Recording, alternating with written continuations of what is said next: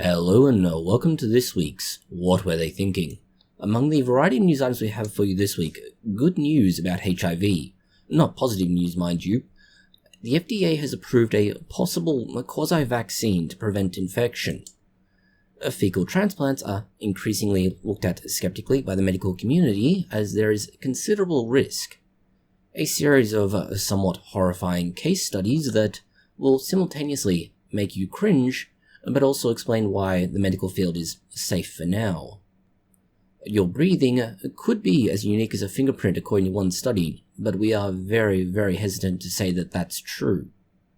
Archaeological evidence of the history of smoked meat, and that humans can trace it back about 2 million years. The platypus's reproduction cycle has been somewhat solved after 100 million years of work.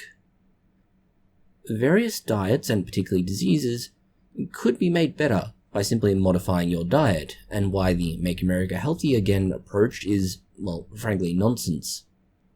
Signs of extraterrestrial life?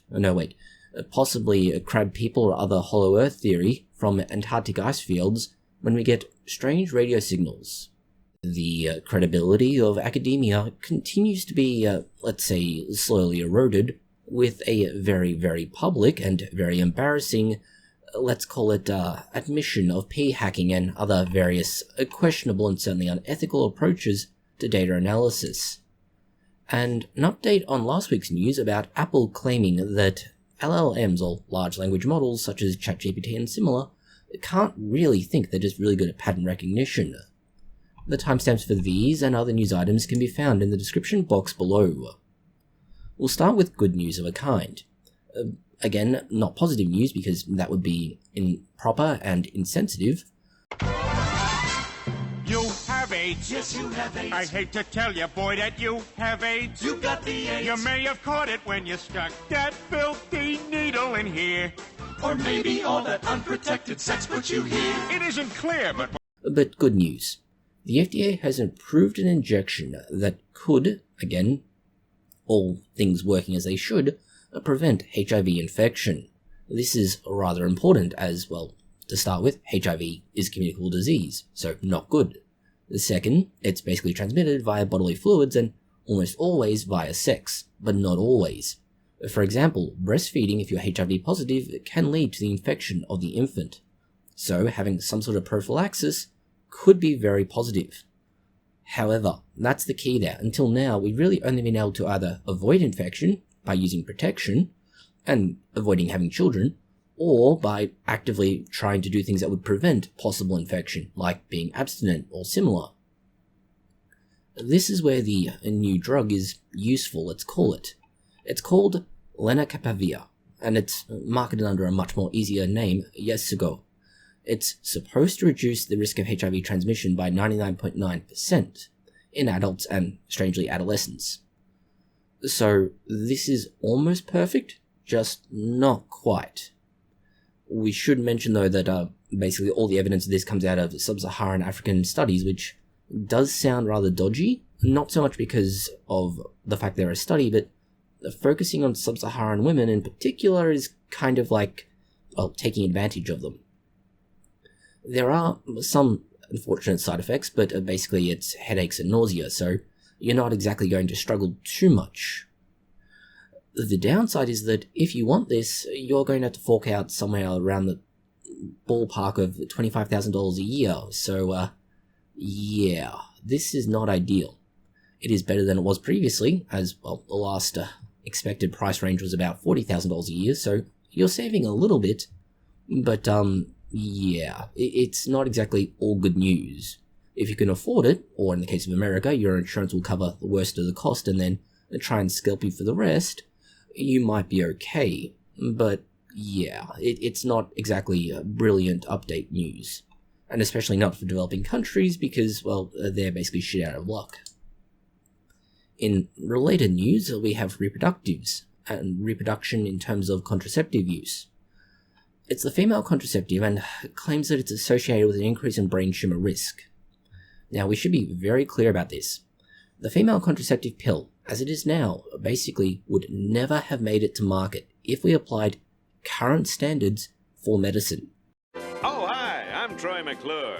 You might remember me from such self-help videos as Smoke Yourself Thin and Get Confident, Stupid. There are too many side effects, there's a degree of uncertainty, there are all sorts of issues. But because it was brought to market and approved at the time it was, it's basically been said, okay, you've been grandfathered in because we basically said yes when we didn't know better.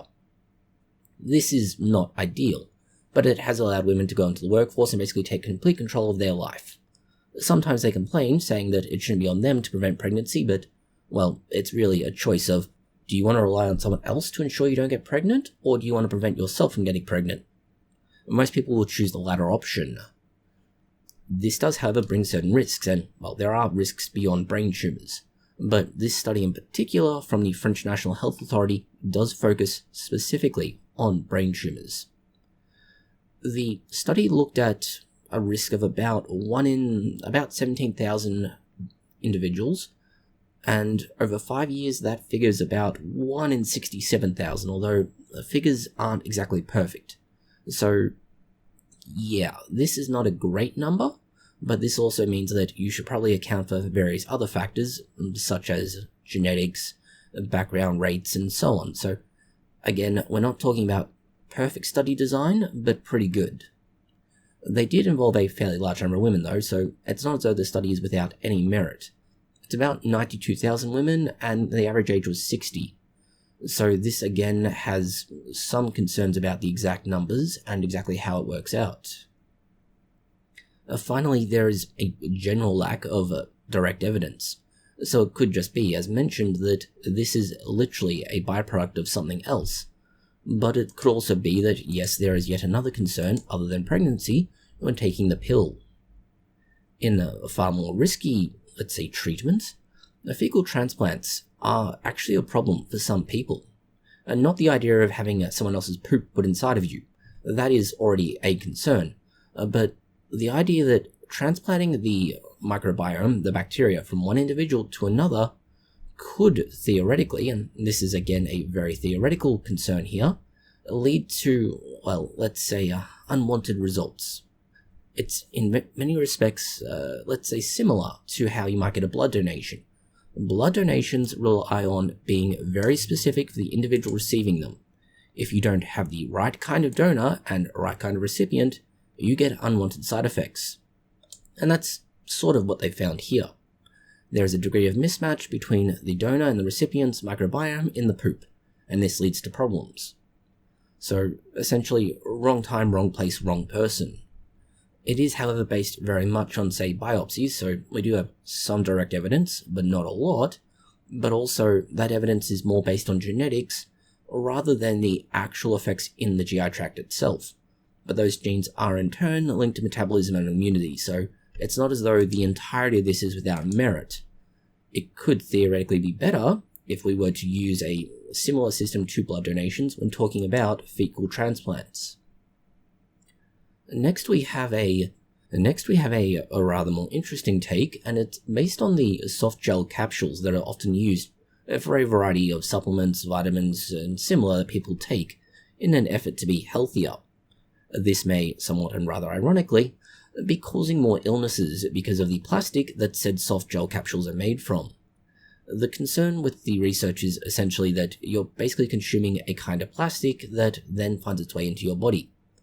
The majority of the concern comes from a particular kind of plasticizer used called phthalates. Phthalates are used essentially to make the capsule more flexible and more durable, let's call it. This avoids issues around them breaking unexpectedly on you, for example in your mouth, and releasing what at times is a rather horrible and disgusting flavour. In other cases, they're, well, just there to ensure that the product gets from wherever it's going to wherever you're going. The problem with that, though, is that phthalates are sometimes described as being an endocrine disruptor. Now, different researchers found different things with this, so take it with a lot of salt. But in short, the phthalates could, in theory, be causing issues with your hormones. Understand that we are very skeptical about these claims, simply because most of the time, when something says that it's an endocrine disruptor, it's basically bullshit.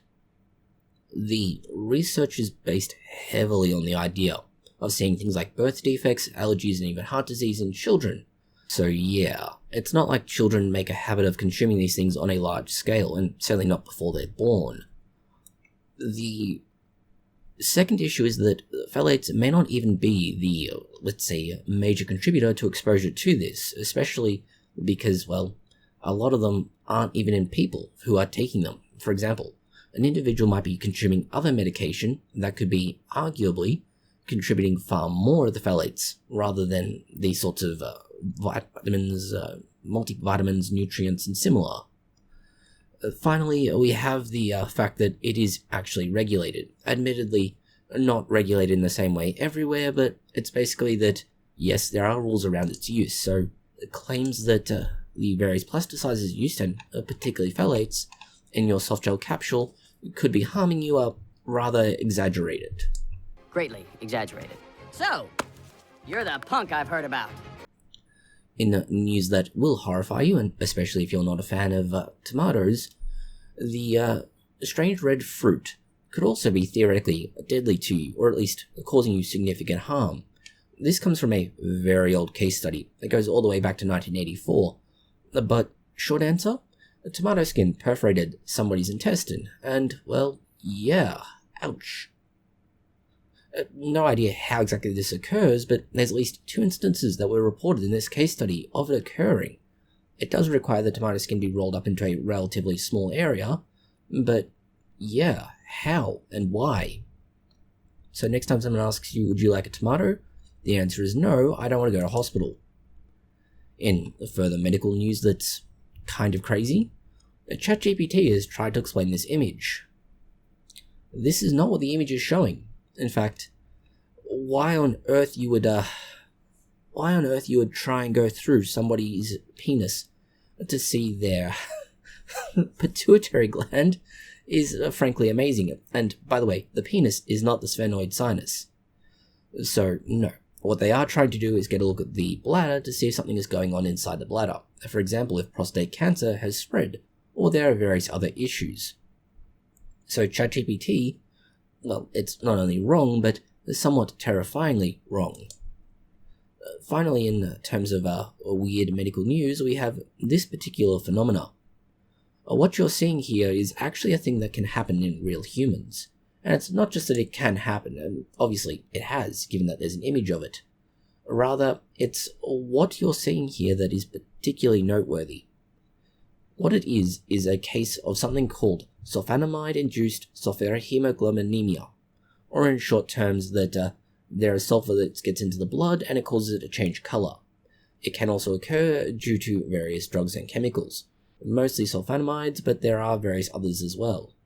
So it looks weird, it seems weird, but it is effectively treatable. Just be aware of the fact that it is strange. Moving on to the next piece of news, we have other places other than your, well, rather obviously a pancreas, that can produce insulin, which frankly doesn't sound right.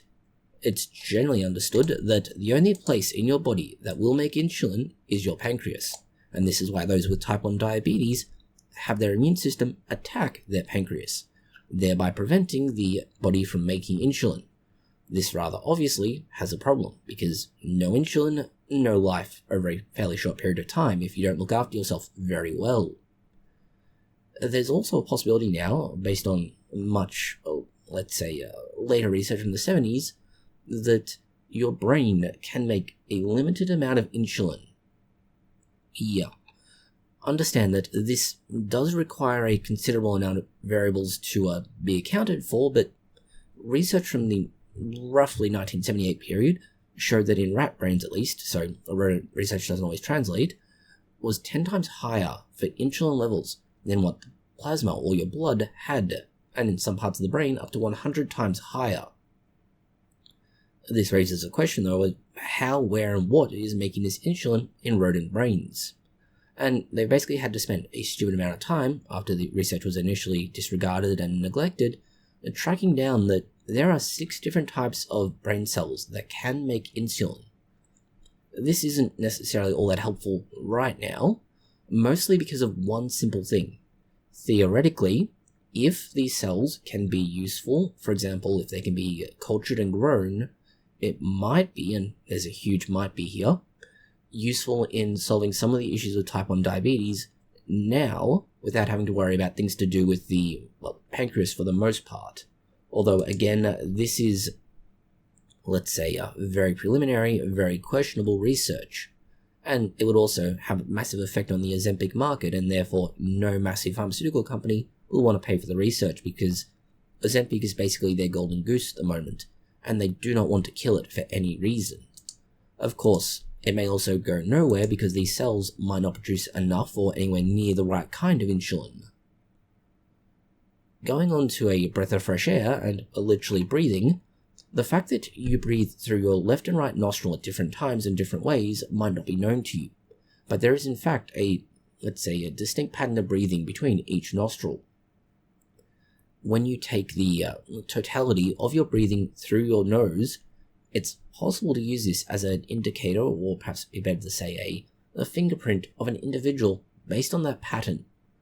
Now, this is, again, perhaps very, very, let's say, questionable research, partly because it's bizarre that anybody would think to do this, but also the fact that, well, it may not really hold on a much larger scale.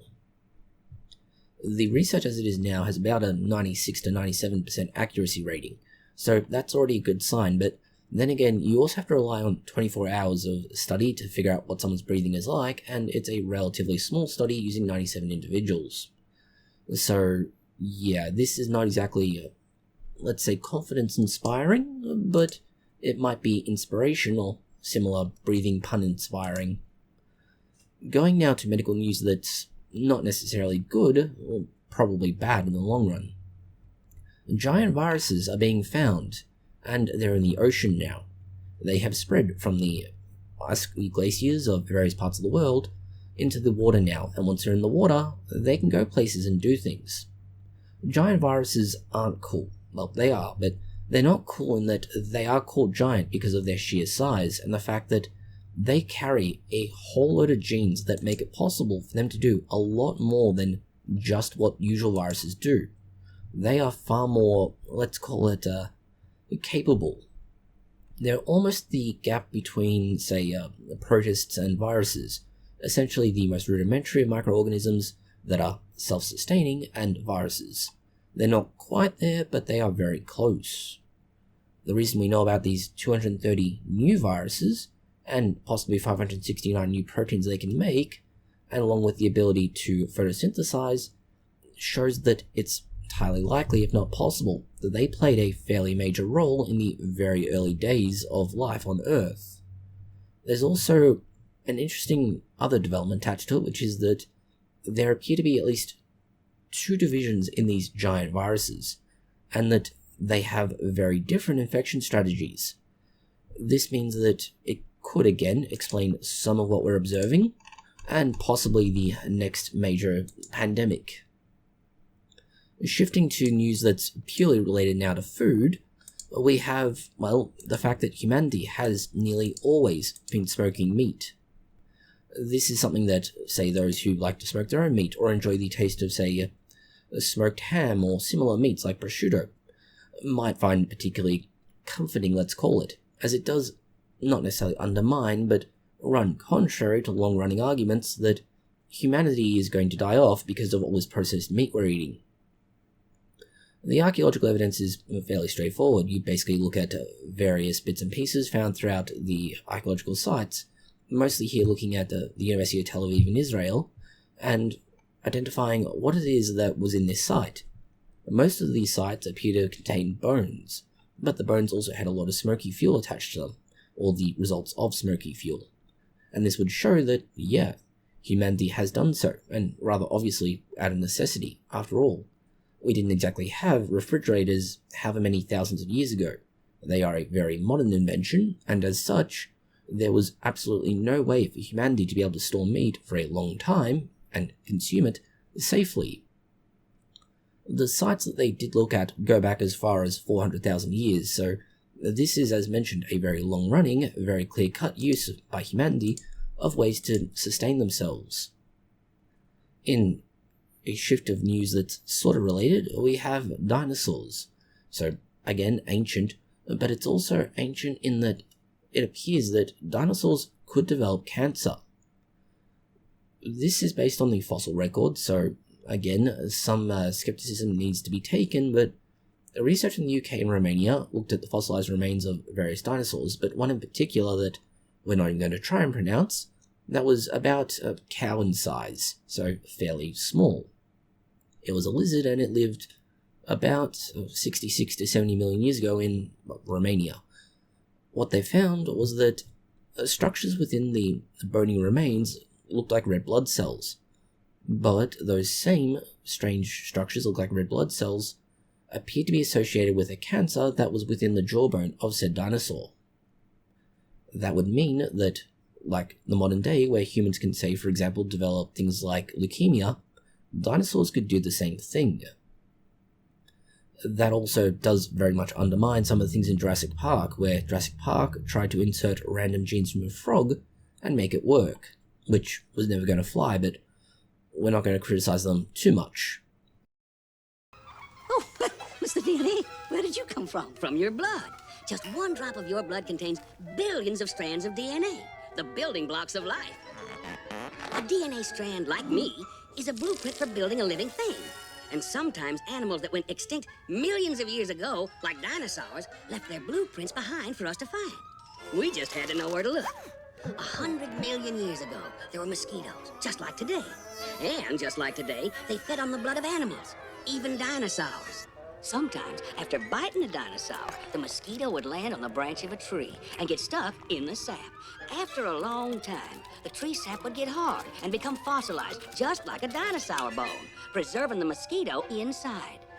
This fossilized tree sap, which we call amber, waited for millions of years with the mosquito inside, until Jurassic Park scientists came along.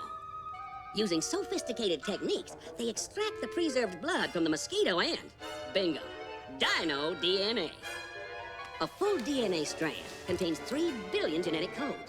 If we look at screens like these once a second for 8 hours a day, it'd take 2 years to look at the entire DNA strand. It's that long. Since it's it's full of holes. Now that's where our geneticists take over. Thinking machine supercomputers and gene sequencers break down the strand in minutes.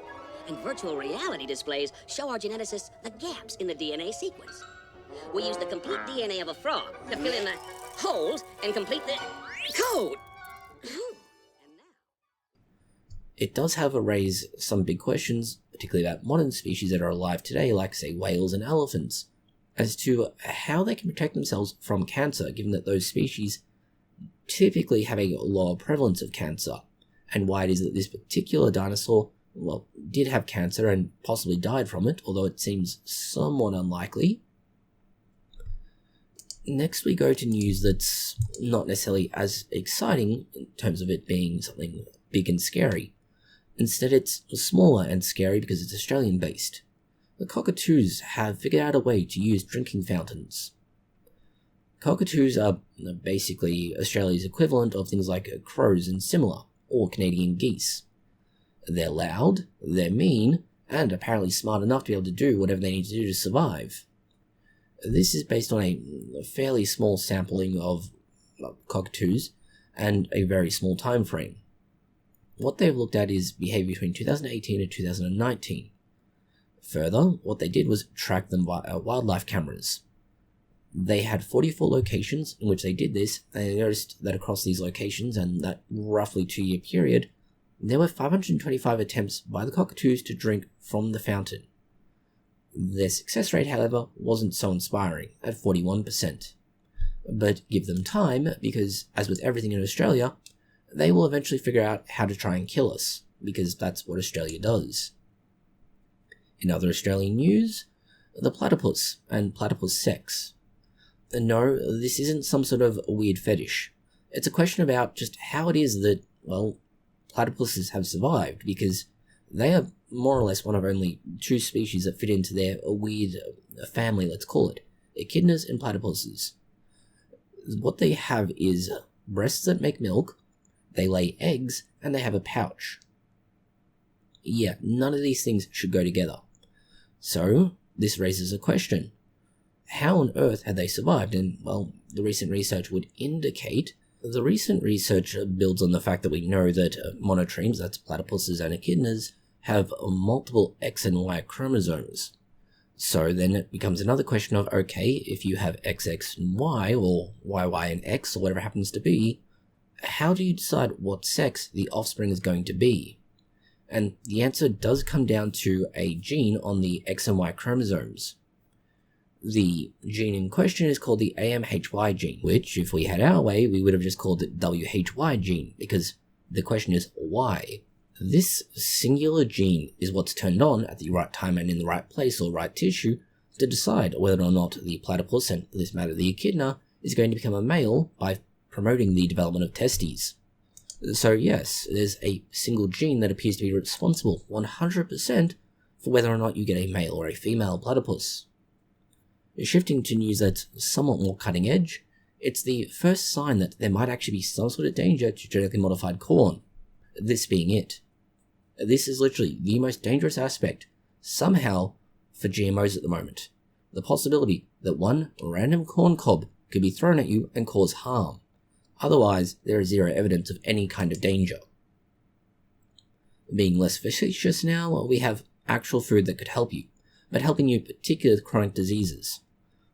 In short, there are, let's say, a list of foods that are supposed to help you, and these include things like tea, red wine, orange juice, berries, similar sorts of things. In short, all the kinds of foods that have antioxidants. Now, it's not just antioxidants in a broad category, let's say. You have things like flavonoids, anthocyanins, flavanols, flavanones, flavontriols, and other similar products. Again, essentially antioxidants for all intents and purposes. And based on a, let's call it data set, of roughly 124,000 adults in the UK who were 40 years or older, the link seems to be that consuming a essentially diverse diet is good for you. Which isn't news for anybody, because this has been the long-running and long-understood thing. People know full well that eating lots of different food is good for you, assuming that that food doesn't contain gluten if you have celiac disease, in which case it's very much bad for you. And next we have news on the Make America Healthy Again attempt, including RF Cray Cray's attempts to pull bullshit. In short, the evidence is fairly clear-cut. Again, diverse diet means that you have less risk of various chronic diseases. In far more direct and simple words, consume more fruits and vegetables and less of the sugary beverages and similar. Again, this shouldn't be that shocking, but every time there's been an attempt to make this happen, well, it has failed. Sometimes spectacularly, sometimes it's died with a whimper. This is where the recommendations from the Maha Health Commission have some merit. That is, yes, diverse diet, good, whereas other things they have, not so much. But yes, we do need to encourage the consumption of more diverse food, because good. Something that often, let's say, stymies people when we talk about this is the idea that, well, if you eat food, and for example, if it's not organic, that you'll be consuming dangerous things like pesticides. These arguments often ignore the fact that, yes, but you're consuming pesticides anyway, even with organic food, because organic does not mean pesticide-free. It just means they use different kinds of pesticides that are often more dangerous. But this does bring us to a European report. The report is on the amount of pesticide residue that's in food in the European Union. This is an annual report, so it's not exactly a new thing, and you can compare their performance year on year using it. What they did was take 12 of the most commonly consumed food products in the European Union. They then took samples from these, 13,000 and some samples, and looked at just how much pesticide residue was left. 99% were compliant with all the rules and regulations, the European Union legislation. 99.1% were completely the same sampling set as in 2020. Now, this is not to say that they were completely free of any kind of pesticide. However, 70% of all their samples were free of any kind of quantifiable level of residue pesticide. That is, they couldn't find even the most minute trace amounts using very sensitive equipment. 28% had one or more kinds of pesticide residue on them, but well within legal limits. Now, there were 2% of all samples which contained levels exceeding the allowable amount, and once they adjusted for the measurement uncertainty, that is, a certain amount of fluctuation within machinery, within sensitivity of equipment, and so on, that dropped to 1%. So yes, at least in the European Union, your food is safe, and not just is it safe, but you basically have a 7 in chance of buying something that has 0 pesticide at all, ever. Shifting to news that's more strange, we have the Antarctic ice emitting strange radio signals, and it's all coming from deep underground. I'm picking up the signal. It's housed within a remnant structure not far from here. Yeah, this is not news actually, this is old news, because it's been something they've been detecting for about 2 decades, so 20 years. What this strange setup is supposed to do is detect cosmic rays coming from outer space, since 2006. It's a setup called the Antarctic Impulsive Transient Antenna, given the name ANITA. What it does is record short pulses of radio waves from below Antarctica. Why this is important is that it's trying to get a essentially upside down look at the universe, because it doesn't detect what's coming off of the surface of the planet, but from what's coming underneath where it is. The entire thing is kind of weird though. The entire sort of device, let's call it, is, well, held up by a balloon, which, yeah, why? Like, sadly, we don't have an answer for that question, but that's the way they set it up. The reason it is positioned where and how it is partly because there's nothing else in Antarctica other than penguins, and, well, penguins are dying off according to recent research, so they're not going to be a problem for too much longer. What it needs to detect is a very brief pulse of radio waves, and we mean really brief. Because it's so irregular and relatively important to pick it up, they've dedicated a massive amount of effort, time, and resources to building something that does detect it. And we still don't know what it's detecting, how, or why. Next is research of a kind that looks at nostalgia, and that at a certain time in your life, it would appear that you form your sense of nostalgia, admittedly for different topics and different concepts, but they all roughly correspond to the same approximate age bracket. Somewhere around the, let's say, 4 or 5 years old, through to somewhere in the range of roughly 20-ish. But again, differing things at different times. This means that phenomena, for example, that you might think are really unique to you might entirely be driven by the very simple fact that somehow, for some reason, you have been, let's say, inspired to take an interest in whatever it is. No, Peter, your 80s nostalgia isn't funny anymore. It's tired and worn out and borderline dangerous. I mean, those old references just don't play the same in today's world. What you talking about, Lois? This is exactly what I'm talking about. Now, the publication, let's call it, does come from the Washington Post, and as a result, we are very much skeptical of whatever they found, because basically the Washington Post is cancer, and anything they write about is likely to be wrong. Well, okay, we are exhibiting a bias there, but much like they claim, we have grown up at a time when the Washington Post was not a reliable source of information. In unreliable sources of information, we now have to talk about issues to do with academia, and the fact that there's more evidence, and long-running evidence, of individuals who, have unfortunately been engaging in very improper conduct. Not improper as in unethical, well, it is unethical, but it's more fraudulent. Turkish researchers, stupidly, publicly, and very clearly online admitted that they'd been engaging in p-hacking. Okay, well, sometimes science is more art than science, Morty. A lot of people don't get that. Now, p-hacking, for those who are unaware, is when you basically throw as many statistical tests at a dataset as you possibly can, and only choose those that produce significant results. It's not how research works. You're meant to design an experiment, run the experiment, then test your hypothesis, typically some sort of statistical test, and then that's the end of it. You don't just keep running more and more tests trying to find out whether or not what you're trying to find, in this case random somethings, is actually true. This brings us to the, for example, argument here that they had set up a series of contingent arguments based on what they did and, more importantly, what didn't work. And so if you want to go through the detail, you can, but it's rather worrying, let's call it, in that they very clearly, very publicly admit to this misconduct. And we would argue it is very much misconduct, because what you're seeing here is researchers deliberately ignoring failed research, or failed research in that it doesn't get supported by the hypothesis, to then look at something else. Shifting now to what is going to become brain rot of the future. You may begin your exam now. A dog says. A cow says.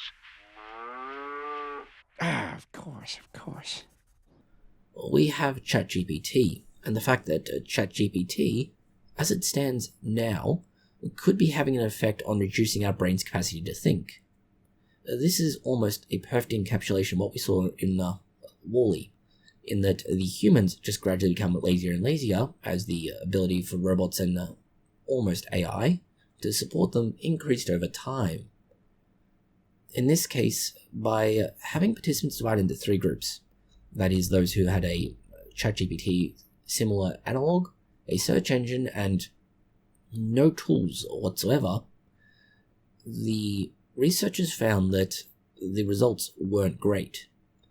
Conducting 3 sessions under the same conditions with each, and then having the 4th session where they assessed cognitive load during essay writing, analyzing an essay, and scoring an essay with help from a human teacher and an AI judge, they found that it negatively affected their ability to perform.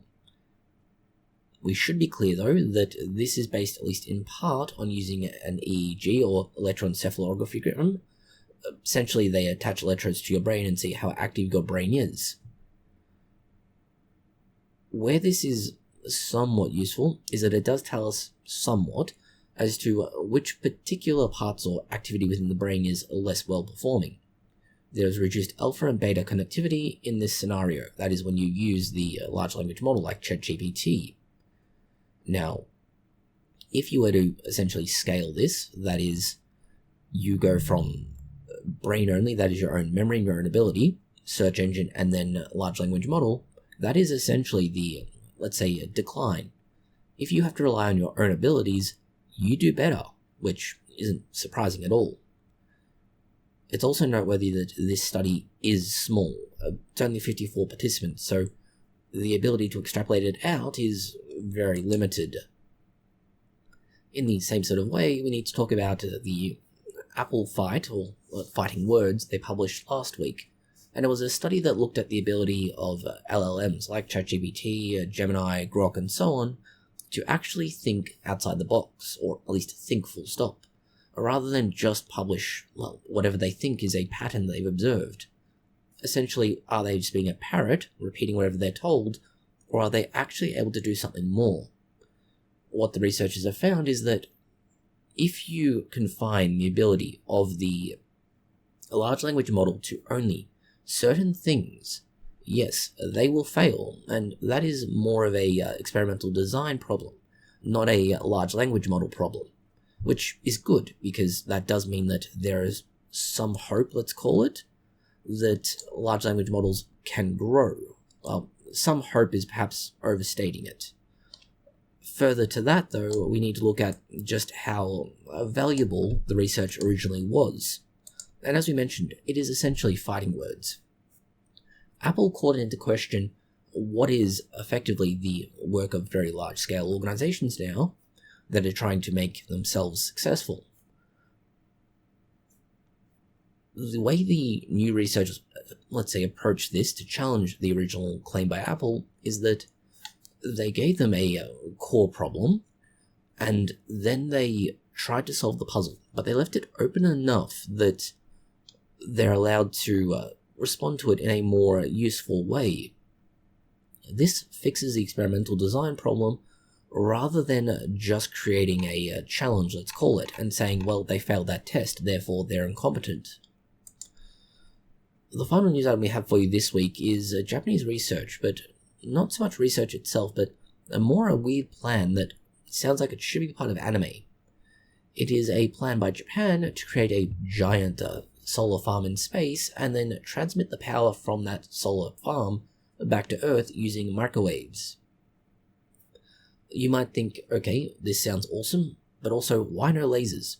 Lasers for one simple reason. Lasers don't work well over a long distance they pass through an atmosphere. They basically get broken up by the various gases and then you lose your energy. Microwaves, much more effective. The second reason Japan wants to do this is rather more straightforward. In space, nobody hears you scream, but also the sun never stops shining. This allows them to continuously generate power. Now, this is obviously going to have severe limitations because how much power can you actually generate and then transmit to Earth? But if it works as, let's say, planned or expected to, this should be an incredibly effective way of getting power, and renewable power. But again, this assumes everything will work as planned, and we are skeptical about that. That's all the news we have for you this week. Thank you for watching. If you found it interesting, consider liking, sharing, and subscribing. And please do post any comments, questions, or suggestions you have below.